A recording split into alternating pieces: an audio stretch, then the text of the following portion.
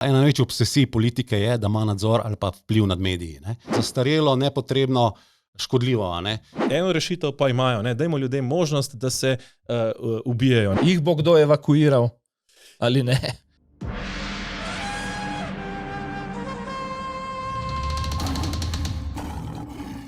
Spremljate tedenski Safari, podcast, ki ga spremljajo levi in desni.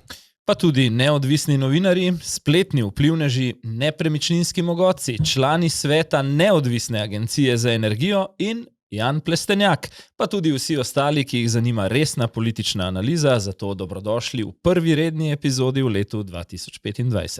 No, kljub temu pa novoletne sproščenosti že dolgo ni več, dogajanje pa postaja vse bolj razgreto.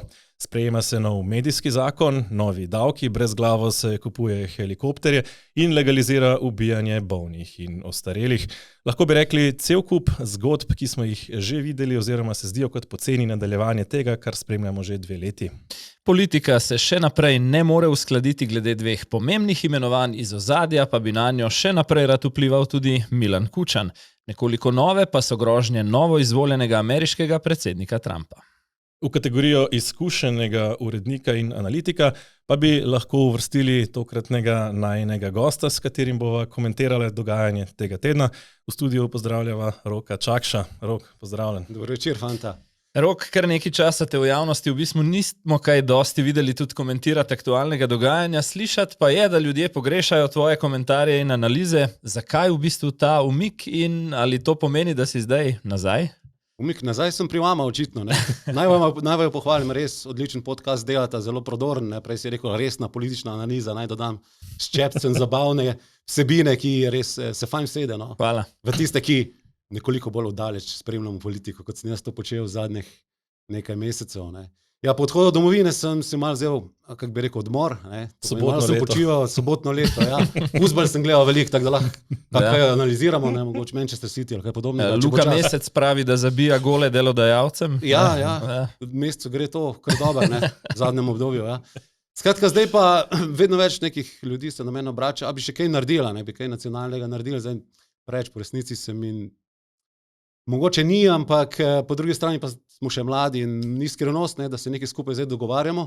Res je. Ja, ta tvoja najava, ne, pravzaprav, oziroma lahko bi rekel tudi naša skupna, je že nekoliko razburkala javnost, ne, tudi nekateri vidni politiki so se že odzvali. Ne. Po novi medijski zakonodaji bi lahko rekli, da je razburila nekatere spletne vplivneže v državi. Upajmo, da bo čim več spletnih vplivnežev tudi v prihodnje razburjala. Ne.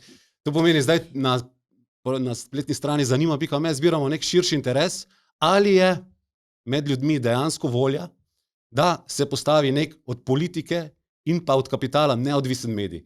Zato, ker če se bomo še kdaj šli kakšen projekt, bo moral biti točno takšen. Torej, da ne bojo imeli ne politika, ne neki kapitalski centri možnosti vplivanja na to, da ustvarjaš medij, ker medijev je sicer v Sloveniji veliko, ne, ampak takšnih neodvisnih, ne, od politike kapitala pa ni toliko. Ne. Po domače povedano, brez stricev, pa bolj v večji meri za ljudi in za bralce. Tako, in če bojo bralci in ljudje pripravljeni to podpreti, na www.zanima.me zdaj poteka anketa, če bo teh glasov dovolj, se morda lotimo tega. Ja, vabiva glasovanju najine gledalce tudi s Petrom. Ne. Vsekakor, ne, ker je to bolj ali manj edini način do tega, da pridemo res do takšnega medija, ki pa ni še povsem gotovo.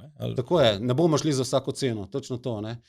Dovolj je, da počnemo stvari, ki jih sicer počnemo, če pa vidimo, da je nek potencial, nek širši interes, da je dost razgledane publike, ki je odprta na pluralizem, tudi na kakšne kresanje mnenj, tudi to, da gremo iz barikad ene ali druge strani, potem se bomo pa mogoče to šli. Ja. Tako, ki jih kategorije levi in desni ne motijo tako zelo v življenju. In so kdaj pripravljeni prebrati tudi kakšen komentar, ki morda njim ne ustreza ravno 100%. In jim zato ne odnese pokrovke in odpovejo naročnino.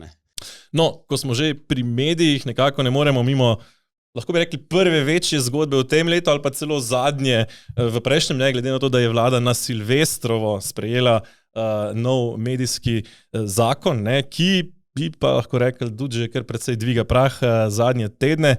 Ne, če morda pogledamo par točk, ne, gre za pravzaprav novo shemo razdeljevanja denarja medijem, ne, poleg povečanja že obstoječih razpisov za dodelitev denarja takim in drugačnim medijem, gre še za financiranje digitalizacije, pa prednost za medije, ki delujejo kot NVO, pa neki poseben projekt za digitalne medije. Mislim, da se že na tej točki lahko ustavimo.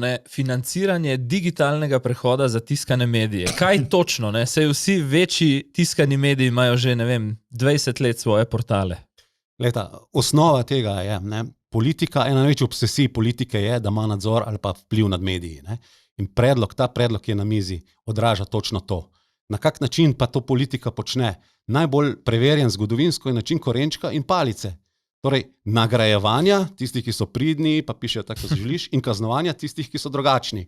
In to odraža ta medijski zakon. Po eni strani nagrajuje nekatere stvari, kot si pravkar omenil, banalne. To pomeni prehod, mi smo leta 2025. Prehod, če se je zgodil leta 2005 ali pa 2010, in tisti, ki niso prišli, jih je pa čas povozil, naj počnejo nekaj drugega življenja. To je približno tako, ali pa sofinanciranje tiskanih medijev. To je približno tako, kot da bi se nekdo leta, 2030 spomnil, da je treba ohraniti kočije in bomo zdaj sofinancirali kočijaške prevoze, zato ker drugače jih bojo pa avtomobili povozili. Treba iti korak s časom. Po drugi strani je pa zadnji ta ambicija, da tisti, ki pa mogoče ne bi bili dovolj poslušni, povemo v jeziku zakona, bi diskriminirali spolne manjšine, sovražili. Prav diskriminacija, recimo diskriminacija migrantov, piše v obrazložitvi zakona in podobno. To so taki po svoje zelo široki pojmi, ko vemo, da si jih levica ali pa desnica povsem drugače razlaga. Zdi se mi zanimivo kratkovidnost. Ne vidijo, kako puščajo v bistvu eno močno orožje tudi tisti vladi, ki pride po njih. Mislim, da točno to nekako, o čem govorite, se je pokazalo tudi v debati. Ta teden, kjer sta se soočila kulturna ministrica in sponzorka tega zakona, Asta Vrečko in pa poslanec SDS Andrej Hoivik, pa morda si pogledamo najprej ti dve izjavi. Kar pa je najpomembnejše pa je, da medijem kot gospodarski panogi prvič v 30 letih Republike Slovenije nudi možnost shem finančne državne pomoči, ki jo gotovo potrebujejo. Zdaj zakon pravzaprav omejuje svobodo govora, omejuje zelo direktno v 53. členu, tako za medije kot za vplivneže, torej tako imenovane influencerje, kjer pravzaprav ne bo nihče moral kritično naslavljati, oni sicer temu rečejo, da je nekdo sovražen, torej dela vlade ali pa političnega dogajanja. Te globe se začnejo v resnici zelo nizko. 100 do 500 evrov bo lahko kaznovana fizična oseba, vplivnež ali pa kdorkoli v tem tako imenovanem mediju, ki bo kritiziral ali pa spodbujal po njihovo sovraštvo do političnega mnenja. To je zapisano. Kaj je zanimivo ali pa paradoksalno pri tem je, da socialistka ureja državni denar za največje kapitaliste v državi. In pravi, gotovo ga potrebujejo. Gotovo ga potrebujejo. Tako, gradbeni mogotec, ki gradi 100 milijonske posle in ima hkrati v lasti nek medij, ga gotovo potrebuje. Smetarski mogotec, ki ima izredno dober posel z odvažanjem smeti in ima hkrati še 40 medijev, on gotovo potrebuje ta denar. In tu je ironija. Namenjajo drobec svojega premoženja za medijsko dejavnost, ki ni njihova bistvena dejavnost. Na drugi strani pa roko na srce v kakšni predvolilni kampanji tudi posodijo svoje medijsko omrežje. Točno zato gre. Bolj, ker jih navežeš nase in jih omogočaš priživetje z nekim državnim sredstvi, bolj si lahko prepričan, da bojo poskrbeli, da boš dobil še naslednji in vse naslednji mandat. In tu mislim za obe strani, brez pomote. Še ena stvar je, nismo še rekli, definicija vplivnežev je zelo čustveno razburkala to debato. Na nek način je postavljena res tako, da vsak, ki kaj napiše, ker kot si ti dejal pred dnevi v eni drugi oddaji, Peter, kdo pa objavlja z namenom, da ne bi na nič vplival, vsak že zapade pravzaprav pod to definicijo. Konec koncev tudi vodilni slovenski politiki zapadejo v to definicijo. Ja, tu omogoča neko arbitrarno odločanje, kdo je pa kdo ni vplivnež, in to je odvisno od subjektivne presoje nekega inšpektorja. To pomeni odvisno, kakšna je oblast in kakšen je inšpektor, tisti, nekateri bojo lahko povedali, kar bo inšpektora pa oblast rada slišala, tisti drugi bojo povedali, kar oni ne bi radi slišali, tisti bojo pa takoj zapadli pod neko definicijo medija. Oziroma vplivneža, ki je širil sovraštvo, oziroma ni pravilno definiral svojega konflikta interesov oziroma oglaševanja ali podobnega, kar kar je posebej v tem zakonu definirano, da velja tudi za vplivneže, ki so pa res, saj, ko jaz razumem to široko definicijo, ne, pravzaprav vsi, ki kadarkoli, karkoli objavijo na kateremkoli družbenem omrežju, ne, glede na to, da pač to vpliva na družbo. Ne. Tako mislim, da Dejan Verčič je to najboljše povedal, zastarelo, nepotrebno, škodljivo. A ne? Zakon, ki ga je že trenutek, še preden je prišel na sceno, ga je že povozil čas, zato ker je narejen iz napačnih namenov. Dve taki zanimivi omejitvi se mi še zdi v tem zakonu. Eno je za tiskane medije, mislim, da za dostop do nekih pomoči naklada 1500. To vem, da vsi trije vemo, da diši po kakšnem tedniku političnem, ne. Druga stvar so pa 3 zaposleni v uredništvu, pa če navežem na zanima.me, ne, zdaj bi znali biti 3, če bojo izsledki ankete dobri, ne. Ja, glih bi šlo skozi, ne. Ampak spodnja meja, še druga spodnja meja digitalnih medijev je 10 000 dosega, ne. Zdaj, v najboljših letih domovine smo mi imeli brez kronike, prometa, vremena, tako naprej 350 000 mesečnega dosega, ne. To pomeni, malo pogledajte okrog po spletu, kateri mediji pa imajo 3 zaposlene in pa 10 000 dosega, ne. Se najdejo na O1, pa eden na P, a ne. Malo za razmisliti, pa malo pogledati. Ja.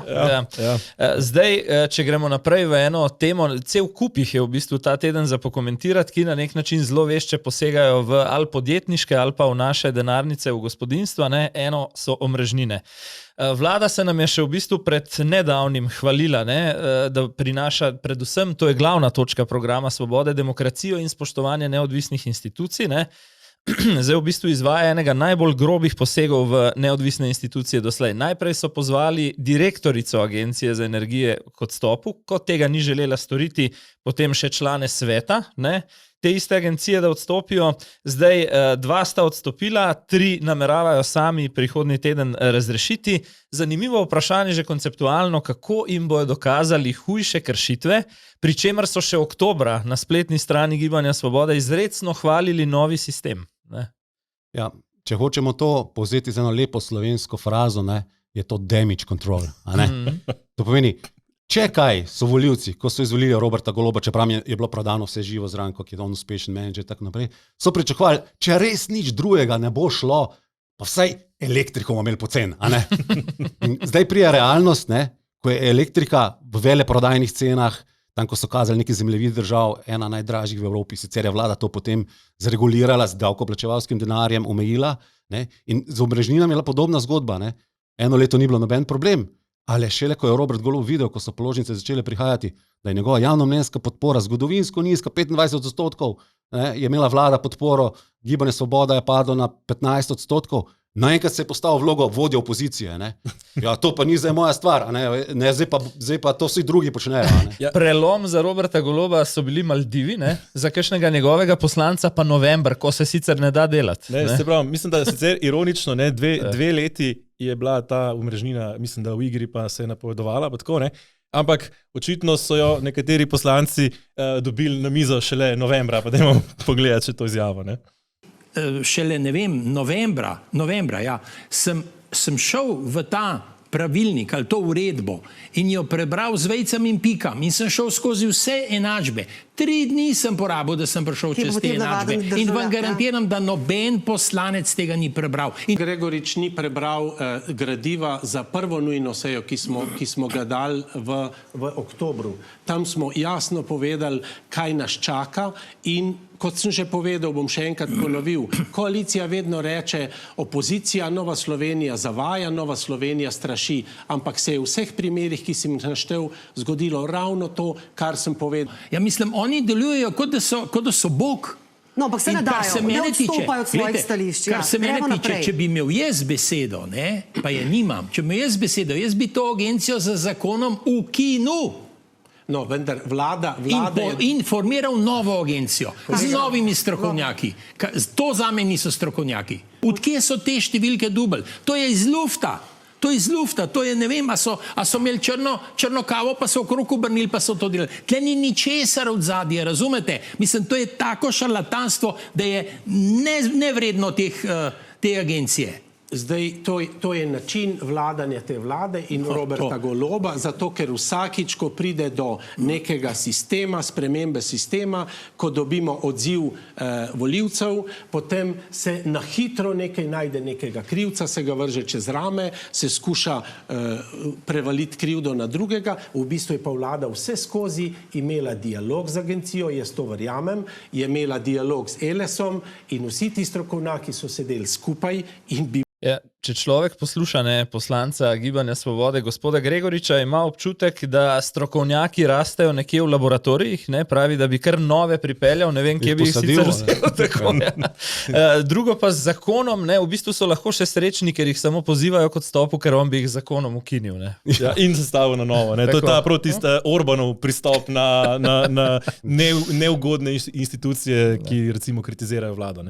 Ja, recimo, on govori o diletantih, to so diletanti, ki bi jih zamenjal.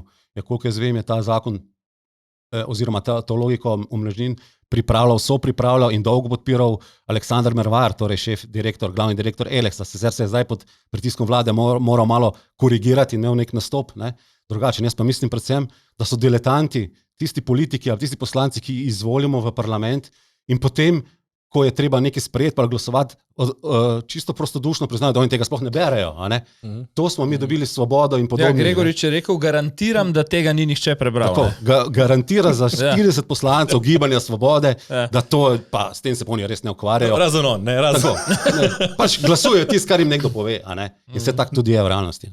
Ja, pri čemer, spet te člani sveta, ki jih pozivajo, imajo mandat, mislim, da nekateri do 2026, nekateri če ne celo do 2029, dva sta že podlegla pritisku in odstopila, 3 bodo zdaj razrešili in koalicija, recimo, to mi je pa tudi indikativno, kako so si premislili, pravzaprav čisto vsakeč, ko se je mal nekaj spremenili. Se pravi, najprej smo jih gledali, kako, mislim, da smo videli kazala tudi te njihove napovedi, kako ni treba skrbeti, še Mervar sam, mislim, da je rekel, takrat na uniseji parlamenta, ki je čez noro. Več kot 90% ljudi na boljšem v bistvu. Tako, zdaj pa recimo že predlagajo čist neke nove uredbe, pri čemer so to slednjo, 2 leti imeli upaci in 2 leti je gospodarstvo opozarjalo na probleme, pa se ni pravzaprav nihče ukvarjal s tem 2 leti, zdaj pa kar naenkrat drama, pa razpust agencije. Zadnje leto pred volitvami, Peter. To vse pove, tu sta kvečemu največ 2 motiva. Prvi je točno ta javnomnenjski, politični, o katerem govorimo. Sistem po svoje ni tako slab v resnici za gospodinstva, ker manjšino prizadene, je pa slab za gospodarstvo. In pa drug interes, na katerega je namigovala direktorica agencije, je rekla, da je zadaj bil pritisk nekega podjetja, energetskega, da bi se neko drugačno razmerje spremenilo. Ni vprašanje za $1 milijon, katerega podjetja. To vsi vemo, ne bo treba iti googlati. Mogoče za 2 milijona, glede na to, koliko je bila nagrada. Tukaj je bistveno razumeti kontekst.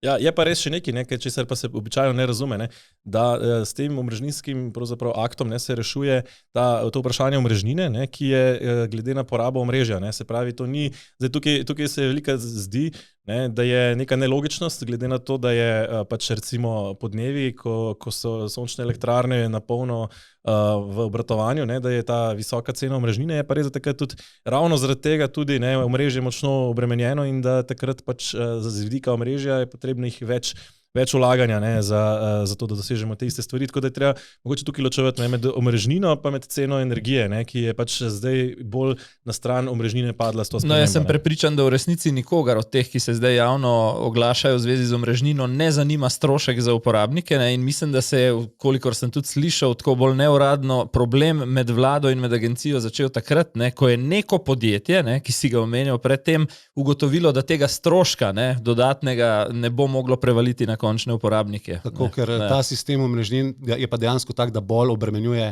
lastnike sončnih elektrarn. Tako je. Je pa res še nekaj, da to je zdaj, kot pravijo, zgolj prerasporeditev. V naslednjih 3 letih pričakujejo dvig omrežnin za približno 30%. Se pravi, na to, kar smo zdaj kot prerasporeditev pravzaprav samo doživeli. Ni pa Peter edino področje, kjer nas skrbi za denarnico. Sicer naš minister za finance, Klemen Boštjančič, zagotavlja, da je to zgolj prerasporeditev. Garantira. Skratka, vlada je konec leta obljubila, ne, in potem tudi najavila izhodišča, mislim, da se temu reče, za nepremičninski davek, ne, ki so sledeča. Iz tega nepremičninskega davka bi bila izvzeta prva nepremičnina, to je tista, v kateri lastnik stanuje oziroma ima prijavljeno stalno bivališče. Vse ostale pa bi bile obdavčene z 1,45% davčno stopnjo. Pri čemer recimo primerljive države s Slovenijo to obdavčujejo z davčno stopnjo od 0,5 do 0,7. Za primerjavo sem šel malo računati, po stopnji 1,45, mislim, da 69 letih, pravzaprav lastnik še enkrat plača celotno vrednost nepremičnine. Sem pa računal malo tudi jaz in sem šel na neko zelo običajno vrednost ene nepremičnine, 200 000 evrov, naprimer, in je to na leto skoraj 3 000. Mislim, da je to ogromna obremenitev. Ja, tudi tiste, ki imajo zgolj vikende ali pa gorce, recimo na podeželju, ki jih, ne vem, so podedovali recimo neke hiše, ali pa so deležniki v nekih hišah, pa ne živijo v njih. A si predstavljate, kak strošek je to za njih? Ta številka 1,45% je realnost, je res visoka. S tem, da imamo neuspeli poskus vlade Alenke Bratušek iz leta 2014, in stopnja takrat, ki je bila predlagana, je bila 0,5, se pravi praktično 3-krat manjša, kot se predlaga zdaj. Tako, in na Ustavnem sodišču je padlo, ker se je ločevalo med drugim, ker se je ločevalo med obdavčitvijo, višino obdavčitve rezidenčnih in nerezidenčnih nepremičnin, pa so bili obojni obdavčeni, pa bistveno nižja razlika. Poleg tega je najbrž problem z vidika ustavnosti tudi to, da neka prazna nepremičnina na Primorskem je takoj bistveno više obdavčena kot pa kakšna druga. Ja, izpostavil še eno stvar. Mislim, da sicer se mi zdi, ta recimo osnovni namen se mi ne zdi tako napačen, v smislu, da bi se na ta način pač ljudi motiviralo, da bi recimo več praznih stanovanj dali v najem, je pa tukaj več problemov. In sicer prvi problem je ta, da je treba tak problem rešiti celostno. Ena rešitev, recimo, ki je tukaj koristna, je, da se ta davek od najema nepremičnine v bistvu izniči s tem nepremičninskim, tako da to je recimo en tak plus, ki ga vidim. Je pa recimo problem, da niso hkrati uredili tudi celoti vseh težav ali pa vsaj ključnih težav na tem najemodajalskem trgu, ki je praktično recimo nekega dolgoročnega najemnika iz nepremičnine potem skoraj da vreč ne mož ven. In še en drug problem je tukaj pri recimo družinah, ki so recimo bile skrbne in želele pripraviti recimo so investirale v neko nepremičnino, da bi lahko omogočile recimo svojim otrokom, starši neko lažjo pot v samostojnost. Taka nepremičnina, recimo, ki je potem v lasti staršev in seveda tudi verjetno ne računajo neke visoke najemnine svojim otrokom, ki živijo tam noter, pa potem je tukaj bistveno močno obdavčena. Jaz imam 2 izziva še za vaju, v bistvu, in moja 2 pomisleka. Eno je, govorili smo o veliko javnomnenjskih implikacijah vsega, kar ta vlada počne. A res mislite, da si upajo v predvolilnem letu s takšnimi številkami, ki jih omenjamo? Jaz osebno mislim, da ne. In druga stvar, tudi če ne, kdo tej vladi verjame, ko nekako nepremičninski davek povezuje na drugi strani z razbremenitvijo dela, da dejansko to namerava sploh storiti v drugem koraku, ker hkrati že zdaj gledamo naprimer dvig zdravstvenega prispevka iz 35 na 38 evrov. Ja, najbolj za lase privlečen je ta, se mi zdi, da morajo spraviti prazna stanovanja na trg. Vsak strokovnjak ti bo povedal, da z dvigom davkov ti ne spraviš stanovanj na trg in spustiš cene najemnin.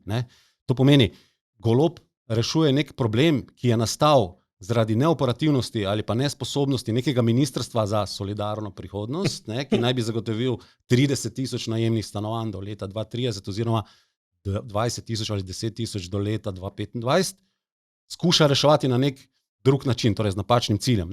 In pa druga stvar, veliko proračunsko luknjo imajo, vse več denarja trošijo, to pri nekje morajo dobiti denar noto, tako jaz tudi ne verjamem, da bi karkoli bi bilo s to pobrano šlo v...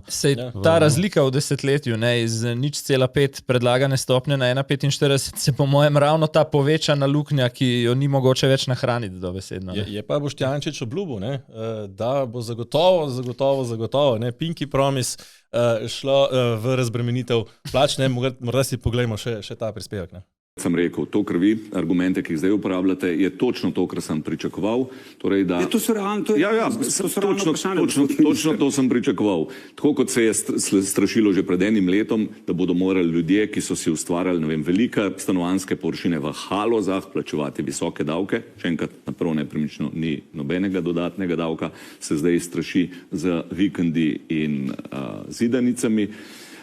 Še enkrat, gre tovrstni objekti so običajno zelo nizko vrednoteni v Gursu. Dodaten prihodek, ki se bo v proračun iztekel zaradi tega dodatnega davka, ga bomo preusmerili v znižanje obdavčitve dela v celoti. Torej, glede na to, koliko se bo, na eni strani moramo počakati, koliko se bo sploh tega denarja nabralo, če bi... No. Počakati moramo, koliko se bo denarja nabralo, pol bomo šele videli, kaj in pol bomo pa res obljubno znižali. Slišal sem ta teden, mislim, da na Pop TV-ju enega podjetnika, ki je rekel, kaj se dogaja v tej državi, cel kup ukrepov sprejemajo brez ene same analize, ne? In potem imaš finančnega ministra, ki lepo prostodušno reče, dajmo malo pogledati, kaj bo. Ne? Bomo videli, kaj bo, ne? Ja. Tem, ta njegova obljuba, ne? Ko bo ta zakon, če bo, ampak dvomim, prišel do realizacije njega, že zdavne nikjer več ne bo, da bi to obljubo lahko držal. Ja, res je. To se mu verjetno še fino zdi, da se bo kdo drug ukvarjal s tem. Mislim, da je to preračunljivo, tako povedano. Ne? Zdaj, ko smo pri raznih proračunskih postavkah, ki se 31. decembra premikajo levo, desno, gor in dol, mislim, da se po litijskih in računalnikih zdi, da imamo spet novo afero, ta po milijonih celo najtežja do zdaj. Govori se, tudi to je smešno, ker se enkrat govori o 37, pa potem o 50 milijonih, govorim seveda o nakupu 2 novih helikopterjev za nujno medicinsko pomoč. Zdi se pa že zdaj na začetku, da gre čisto vse narobe. Ne? Najprej je že ironično, kako se ta postopek sprožil. Denis Avdić je iz studia Radia 1 klical Tino Gaber, naj mu da Roberta Goloba na telefon. Ne? Potem je 2 tedna kasneje vlada najavila, da dejansko kupujejo helikopterje. Potem obljuba seveda, da bodo namenski, se pravi, bodo samo za reševanje in za nič drugega. Ne? Zdaj pa naročilo izvaja policija, ne zdravstveno ministrstvo, naprimer, ne, ima tudi policijske specifikacije, modro barvo, nikakršne rumene, oranžne, ne, medicinske opreme še ni vključene, zato tudi 2 cifri glede končne cene. Mislim, tudi v 50 milijonih še ni medicinske opreme vključene. Ne, in ima koleščka, ne, jaz osebno, zdaj res, jaz moram tukaj dati neko javno priznanje, da nisem kakšen planinec velik, ne, ampak že neka osnovna logika, da s koleščki na strmini pristaneš, mi pa nekako ne gre. Ne? Mislim, ja, ne, se zdi, da je ta izjemno zanimiva, ne, ta prehod, ne, kako se to dela. Ne. Pričemer se pa izgovarjajo, ne, da medicinske opreme pa še ni v naročilu, zato da ne bi prejudicirali katerega dobavitelja, ne, oziroma kateremu dobavitelju bi dali neko favorizacijo, ne, pričemer je pa tukaj zgodba nekoliko drugačna. Ne. Ja, pojavlja se tukaj sum od začetka, da je bil v bistvu razpis prirejen oziroma da je prirejen enemu samemu točno določenemu ponudniku. Zdaj moja neuradna informacija, ki moram reči, da me šokira, sploh glede na to, o kakšnem ogromnem denarju govorimo pri tem nakupu, ne, da gre za istega proizvajalca helikopterjev, ki je zdaj v igri, ki naj bi v času prejšnje, se pravi Janševe vlade, enemu od ministrov za ta isti posel ponujal večmilijonsko podkupnino. Ne? Lahko se potem samo vprašamo. So tudi v tej vladi ljudje, ki so rekli, da želijo svoj 1. milijon. Ne? Ja, ta informacija nedvomno šokira me, pa recimo ne bi presenetila. Ne? Zdaj, če pogledam malo daleč, cel postopek dejansko poteka tako, da bi ta postopek naročila izvajala Denis Avdić pa Tina Gaber. Ne? Res je, ja. In vse okoliščine tu smrdijo točno po tem, kaj si ti povedal. Ne? Da je praksa, ne samo na tem področju v Sloveniji pri javnih razpisih, da jih postavijo tako, da konkurenco omejijo na maksimalno 2 ali pa na koncu, če le mogoče, na enega ponudnika. Ne? Slišal sem enega strokovnjaka, govoriti po televiziji, je rekel, da to je približno pri tem helikopterju tako, da sicer ustreza, ampak redko kdo si to uporabi, ker to je tako, da bi s Ferrarijem izvajal neke reševalne akcije. Ja. Neki v tem smislu je namignil. To pomeni, da stroka očitno s Ferrarijem na teren, ki bi z džipom. Tako s Ferrarijem se zapelješ na Krederico in tam odpelješ potem. To pomeni, da stroka tu očitno ni bila bistvena pri odločitvi, tako da zelo, zelo podrobno bo v naslednjih tednih mesecih to zgodbo treba spremljati, ki pa nalaga veliko odgovornost na ministra za notranje zadeve. Zdaj, glede na to, kako smo v času pred prazniki delili promocijsko na raznih družbenih omrežjih darila otrokom, na profilu Tine Gaber, se bojim, da bi tudi prva vožnja morda bila ravno njena v dragih sončnih očalih na Kredarico, kot praviš. Treba je pokazati, ko ima se može se, če je že ona zrihtala prek tistega klica, pri čemer ironično, v studiu je takrat sedel ta pobudnik tega, ki pa je zdaj precej kritičen do samega izbora helikopterjev. Mislim, smo ga prav te dni večkrat lahko slišali pravzaprav opozarjati, da so specifike v tem naročilu tega helikopterja bistveno drugačne, kot bi jih pričakovali, če bi šlo za izpolnitev obljube, ki jo je dal Robert Golob, torej da se kupuje 2 namenska helikopterja za nujno medicinsko pomoč. Mene osebno še preseneča to, kako zelo je policija zagrabila, ko sem gledal to isto soočenje, ki smo ga očitno vsi trije in predstavnik policije je prav zdaj smo to zagrabili, zdaj tega ne damo več. In tu je tudi moj dvom, da to dejansko bo namenski helikopter, ker imam odzadaj občutek, da ga rabijo še za kaj drugega. Ja, morda bo treba pa evakuirati kakšnega ministra ali pa kakšnega direktorja policije, ki sta še vedno na položajih, pa nista ravno... Bilo bi kar dobro, če bi se evakuiral. Tako da, zdaj, da bi pa nekako vrgal pesek v oči, oziroma dal narodu še zaglodati neko kost, v smislu ideološkega, recimo, razdvajanja, bi lahko temu tudi rekel.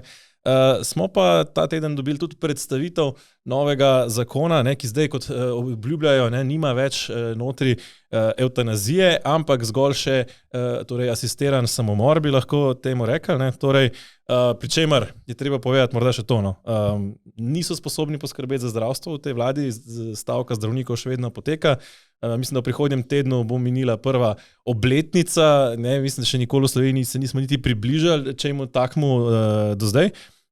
Ampak, recimo imamo postelje v domovih za starejše, ki so prazne zato, ker nimamo kadra, s katerimi bi poskrbeli za te bolnike, ampak eno rešitev pa imajo, dajmo ljudem možnost, da se ubijajo. Pri čemer morda še to, predstavljena izhodišča so zdaj bistveno drugačne, kot so bila prej. Prejšnji zakon, ki so ga spisali v tem društvu Srebrna nit, je bil po moji oceni najbolj brutalen ali pa nekje v rangu z najbolj brutalnimi zakoni iz tega področja v primerjavi s celotnim svetom. In ko so šli pravzaprav na referendum vzporedno z evropskimi volitvami, kjer so pričakovali nekako masovno podporo ljudstva, pa se je potem izkazalo, da so komaj se prevesili čez polovico, so potem se zdaj potegnili korak nazaj in unesli nekaj več varovalk, kot pravijo, zdaj ni več govora o evtanaziji. Je pa recimo zdravnik še vedno vključen v celoten postopek, razen zgolj tisto zadnje dejanje ubrizganja. In pa še ena zanimivost mi je tukaj, praktično 2 tedna nazaj, mislim, da smo poslušali, ali pa 3 tedne nazaj, zgražanje nad ugovorom vesti za farmacevte, ki ga zdaj pa ta zakon vendarle prinaša tako zdravnikom kot farmacevtom. Tukaj se mi zdi tudi ta zanimiva, recimo, dinamika v vladi. Kako ste vi to videli? Uporabili so stari trik. Torej, priješ z nekim zakonom, ki je brutalno močen v tistem, kar želiš doseči, nesprejemljiv za veliko večino, in potem stopiš 2 koraka nazaj, prejš, ok, naj vam bo, zdaj bomo dali pa tisto stran, kar vas moti, in ostane tisto, kar bi sicer, če bi na začetku prišel s tistim, vseeno bilo nesprejemljivo, zdaj se pa nekaj zdi sprejemljivo. Govoril si o večini, še ena stvar je pomembna. Zelo na tesno je šel referendum, ampak tu je treba se zavedati, da se odloča o manjšini prebivalstva, to pomeni starejših ljudeh, ki bi se za to odločili večinoma. In kakšna je bila pa odločitev za ta zakon ali pa proti njemu med starejšo populacijo, koliko so ankete kazale, pa tudi na splošno po logiki, je bilo več kot 3/4 starejših nekje proti temu zakonu. Torej, večina bi o tako pomembnih stvarih, kot je končanje življenja, pomoč pri samomoru, evtanazija, odločala na račun manjšine. Mislim, zdaj, ko sem te najprej poslušal v tem delu, ko govoriš o barantanju s prejemanjem zakonov, se pravi, najprej ponudiš nekaj radikalnega, da kasneje nekaj bolj na videz sprejemljivega spraviš skozi proceduro, si mislim, ko bi le finančni minister obvladal na svojem področju to umetnost, ker bi potem verjetno ta plačna reforma bila manj kot 1,5 milijarde dodatnega denarja, ampak druga stvar, da se vrnem na temo, ne. Ti veš, predvsem Peter, ker delava že zdaj dobre 3 mesece podcast, da imava v filozofskem smislu mogoče drugačne poglede, ne, na vprašanje eutanazije ali pa te pomoči, ampak kar pa mene zdaj ravno v tem, ko praviš, ne, da šraufajo to zakonodajo do neprepoznavnosti moti, je pa zdaj ta absurd, ne. Mi pa ne želim dati nespodobne primerjave, ampak na eni strani, ko smo pred desetletjem ali ne vem koliko uvajali vinjete, ne, nam je Dars dal cel kup navodil, kako se tisti listek nalima na nek del stekla, ne.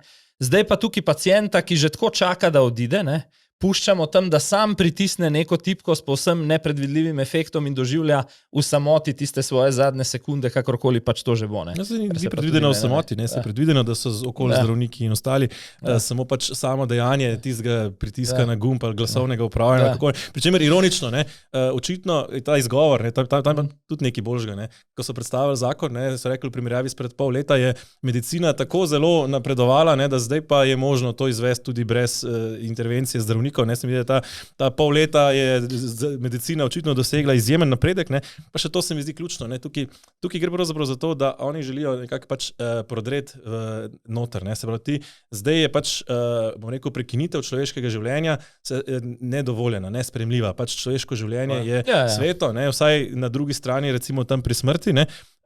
In zdaj ti rabiš, ne, ko ti priješ, največji korak je ta prvi, ne, se pravi, ko moraš odpreti vrata, ne, se pravi, da iz tega, da se ljudi ne ubija, pridemo na tega, da se jih ubija, ampak pod temi in temi pogoji, s temi varovalkami. In ko imaš ti enkrat, da se jih lahko ubija, je pač te varovalke in postopke bistveno lažje spreminjati, ne, in to kaže praksa iz vseh držav, ki so to uvedle, ne, da so uvedli najprej z vsemi varovalkami in postopki, ne, in omejitvami, potem pa se to počasi rahlja ali prek noveliranja tega zakona, ali pa včasih kar prek ustavnega sodišča, ki pa reče, ja so pa oni diskriminirani, ker se pa ne morejo ubiti, ne, ker niso, ne vem, na smrt bolni. Ne. Zdaj mislim, da si zelo lepo uvedel to temo, ne, ker si rekel v bistvu neka bombica, neko slepilo, zdaj se spet razgreto pogovarjamo o eni taki izrazito ideološki stvari, ne, in če pogledamo zdaj, pa gremo počasi na naslednjo temo. Kaj se je zgodil konec lanskega, začetek letošnjega leta, pa samo prazniki so vmes, ne? Imeli smo afero vseh afer, govorili se je v bistvu in o premierjevem vpletanju v delo policije, ne, govorili se je o nezakonito imenovanem direktorju, ne, in o morebitni politični odgovornosti notranjega ministra in potem ta praznični reset, na kar se mi zelo burno pogovarjamo o omrežnini, o novi medijski zakonodaji, o nepremičninskem davku in zdaj še o tako močni titanski temi, kot je recimo to predčasno končanje življenja. Ne. Kaj po vajnem se bo zgodilo zdaj s Poklukarjem, z Jušićem, sploh kaj? Ne? Jih bo kdo evakuiral ali ne? Ja, prvo morajo kupiti helikopter, da ga evakuirajo, ne?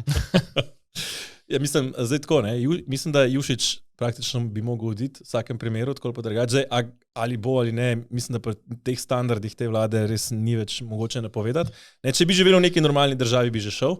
Ne, in Poklukar, ki mu je tako dolgo držal hrbet, je pač zamudil tisto priložnost, ko bi lahko rekel, ne vem, ga pozovem k odstopu in potem pač je moja krivda opravljena. Poklukar se je tako močno postavil za Jušića, da pravzaprav preživeti to za njega politično je tudi, bom rekel, zelo težek. Jaz mislim, da nekoga bojo žrtvovali, ne?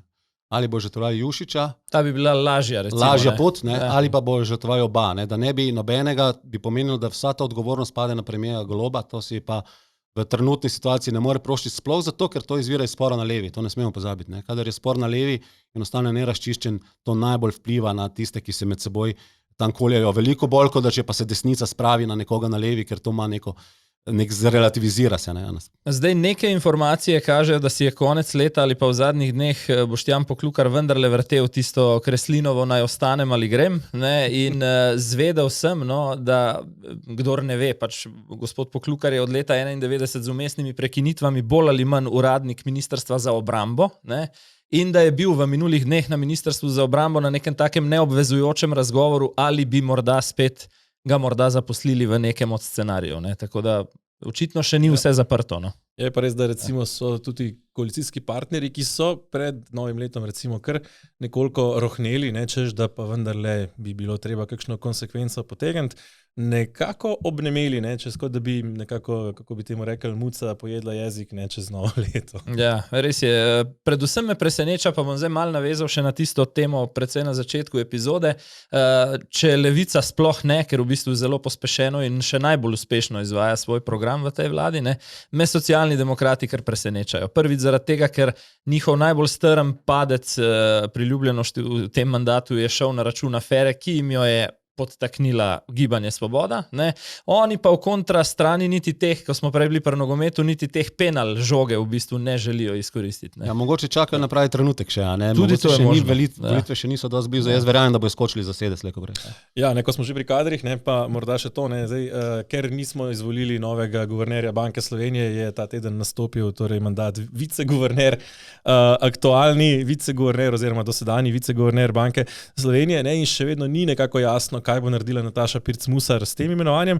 Je pa nekako v javnosti zakrožila informacija, da naj bi za kandidata ali kandidatko za varuha človekovih pravic, ne, ki je tudi v teh dneh pravzaprav počasi na vrsti, da se ga izvoli, ne, poslala ali pa namerava poslati v parlament seznam 4 imen. Neuradno se govori o Mihi Lobniku, ne, Katarini Brvar Strnad, Andražu Zidarju in Maši Kociper, ne, pri čemer se mi zdi pa tudi ta nabor, ta jagodni izbor nekako zelo zanimiv, ne, Maša Kociper kot, bom rekel, ta rezervna političarka, ki se premika od stranke do stranke, ne, kjer je pač trenutno najbolj udobno, ne. Ostali, zdaj Andraža Zidarja priznam, da ne poznam preveč dobro, ne, medtem ko sta pa Miha Lobnik in Katarina Brvar Strnad med bolj skrajnimi izmed tiste 12-terice, vode, ja. Ne, ki so se prijavili na razpis. Kako sta recimo vidva to videla? Recimo, jaz te vidim podobno kot prej pri tistem zakonu, ko smo se pogovarjali.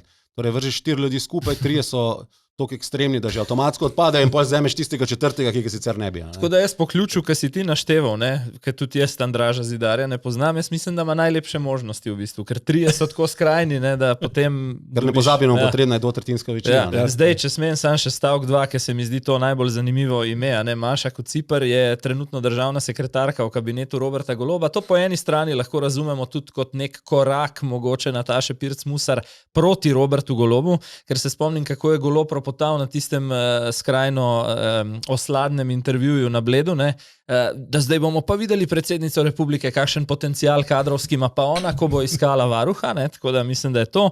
Sicer pa, evo, tako bolj za hec kot za res, ne, je Maša Kociper politik, ki je zaslovel po izjavi, da zna pač veliki krogec stlačiti v mali krogec. To je njena najbolj znana javna izjava. To ji bo na funkciji mogoče kaj koristilo. Zdaj, sprašujem se pa, kdo iz opozicije bi recimo podporil Mašo Kociper. No, to se mi zdi pa recimo nekako nenavadno. Ne. Kar je tudi lahko rečemo nekako v duhu, ne, tega sodelovanja, ne, če smo že pri varuhu človekovih pravic, kjer je potrebno sodelovanje čez rob, ne, ki ga je Anže Logar mogoče sprožil nekako svojo najavo demokratov lanskega novembra. Ne, zdaj smo dobili pa jasen signal, ne, da pravzaprav na levi bog ne dej, da bi se kdo lotil sodelovanja. Ne, mislim, da je upokojenec Milan to zelo jasno povedal, pa poglejmo še to izjavo. Pa ni Brglez. Ali je v Sloveniji potrebno v razmerah, kakršne so, sodelovanje med ključnimi političnimi dejavniki? Na načelni ravni bi rekel, da. Je pa vprašanje, ali je možno v tako različnih pogledih na realnost, v kateri živimo in na prihodnost, kakršna se obeta, ne samo zaradi razmer v Sloveniji, ampak tudi v teh prelomnih trenutkih in procesih, ki se dogajajo v svetu. Mislim, da v tem trenutku pogojev za takšno sodelovanje ni. Skratka, pogojev za sodelovanje ta trenutek ni, ne, tako da ne bi imel kdo kakšnih napačnih idej, se mi zdi. Zdaj, glede razmer v Sloveniji ali pa svetu bi lahko rekli Kučino, da ima celo prav, ne? Da dejansko sta 2 koncepta, ki si gresta na splošno, v ideološkem smislu, pa splošnem pogledu na svet, toliko navzkriž, da dejansko nista sposobna skupaj sodelovati, ampak a je ta pot prava, ne? A je to tisto, kar si želimo za našo prihodnost, ne? Dajmo mi ta vzorc preseči, ne? Pa sodelujemo z razlikami. Recimo mi 3 sodelujemo v razlikah, ne? Absolutno. Imamo različno pogled na neke stvari, ampak se lahko pogovarjamo tule v tej oddaji, ali pa lahko gremo skupaj v nek projekt, ali pa karkoli, ne? In ta logika Slovenijo in tudi svet pelje v napačno smer, ki smo jo videli pri Kučanu. Tisto, kar se meni zdi povedno, je prizorišče. Ne? To je bila v bistvu nek pogovorni večer stranke SD. Marko Koprivc, ki je sicer, mislim, da zdaj nekdanji poslanec, ni v tem sklicu, je pa eden od teh najbolj trdo levih poslancev, ne? Je vodil in moderiral. Z delom ali pa izpadlo mi je malo kot dejansko discipliniranje ali pa preventivna akcija v stranki, ki je nekako še najbolj, pa ne bom, če bi rekel, da je z eno nogo zunaj, bi zelo pretiraval, ampak je še najbolj nemirna v tej vladni koaliciji. Ne? In druga stvar, Kučan je rekel, da če bi nastala velika koalicija v tem hipu, da bi to kvečemu škodilo vzdušju v tej državi, ni pa povedal niti z enim stavkom, kaj bi povzročilo tako izjemno veliko škodo, če do tega pride. Ja, mislim, da je zelo jasno, ne? Milan Kučan kot nekdanji vodja komunistov, ne? Enostavno pač dokler so na oblasti oni, ne? Ni razloga, da bi pač to oblast s komorkoli delili, ne? Zakaj bi, ne? Pričemer, če se izpostavim morda Marko Koprivc, ne? Mislim, da je tisti poslanec, ki je zaslovel po izjavi, ne, da so socialni demokrati ponosni nasledniki Zveze komunistov. Ja, tako. Mi je pa zrno optimizma v tem dogodku. V prvi vrsti so bili Tanja Fajon, mislim, da tudi minister Jevšek, skratka zelo pomembna prva vrsta, tudi ta vladna prva vrsta stranke SD, je pa dogodek preskočil njihov predsednik, ni bilo Matjaža Hana, ki očitno, ne vem, ali je na eno uho malo gluh za takšne direktive iz upokojenskega staleža. Večkrat se celo pohecam, s tem se pa vidva najbrž ne bosta strinjala, da imajo socialni demokrati v tem mandatu desničarja na vrhu stranke. Ne? Ja, za njihove razmere je desničarja. Za njihove razmere, ja. Zdaj, težko bi ga pa sicer označili za ravno desničarja. Ne? Morda še zaključek. Ne? Tako, no, zdaj pa gremo k enemu desničarju, ne, o katerem ni nekega dvoma, je ali ni. Ne?